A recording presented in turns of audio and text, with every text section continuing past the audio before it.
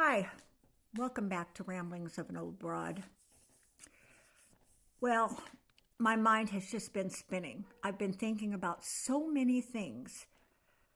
First, I want to touch a little bit on the way I was raised. I was raised in the 50s and 60s. My parents were both white. My family was all white.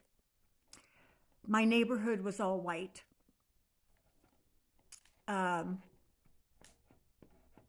can't even think when I was young that I even met a black person. Maybe not even an Asian or a Mexican person. But my parents, they never taught me to discriminate. They never brought up race. They never brought up sexual preferences. They never brought up any of that. And I'm so thankful. Now, my grandmother was a very spiritual woman, the most spiritual person I've ever known in my life. And she never had a single bad word to say against anyone. Not anyone.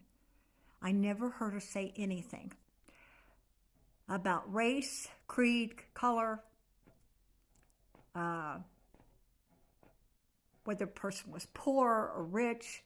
Didn't matter. Never heard her say a bad thing about anyone. She never said anything behind people's back. Never. And if I was just a tiny bit like her, I would be a very happy person. But I don't think I can live up to her. But I tried. Have I been perfect? No. Perfect parent? No. Perfect human? No.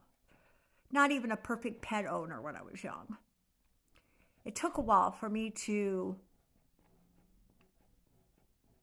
become human.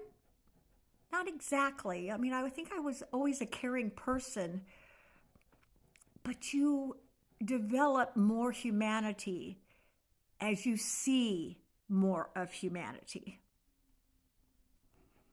So when I was a junior in 1965 in high school, then when segregation, they started talking about busing, and it was a pretty big deal. I don't know. I don't remember thinking, oh my gosh, they're going to be bringing these black people into our school. Never crossed my mind. Never. I did not do my senior year there. So I did not become involved in the busing. I did not see it firsthand. But it didn't matter to me. It just didn't matter to me. And to this day, I don't care what color you are. I don't care what your sexual preferences are. I don't care, because we all bleed red. We're all human beings. We're all in this pot together. All of us. I don't know. I don't know when it became evident to me that there was so much hatred in this world, so much bigotry. I'm not quite sure when that happened. But one thing I'm thankful for is that I'm not part of that.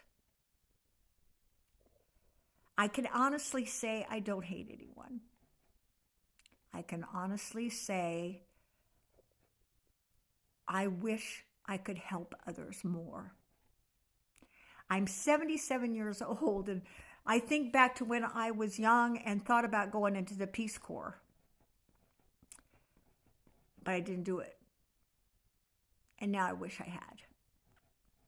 But then that's things that happen when you're young and you're so full of it and you don't follow through sometimes on what is in your head.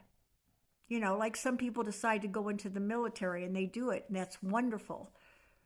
Never thought of that because back when I was young, women didn't go into the military.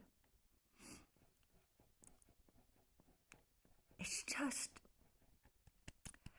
I see so many things happening to people. People. All colors, all kinds of people. People, human beings, that shouldn't be happening. Here's my motto. Live and let live. That's been around forever, right?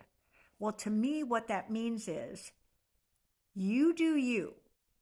As long as it doesn't affect me, it's none of my business. I have no say in it. Same goes for you. As long as what I do does not affect your life, you have no say. That's the way it should be. I have no say over you, your children, your body, nothing. Because you're not part of my life. You are not in making my life difficult in any way, shape, or form. So I have no say. I have no say at all. I love people.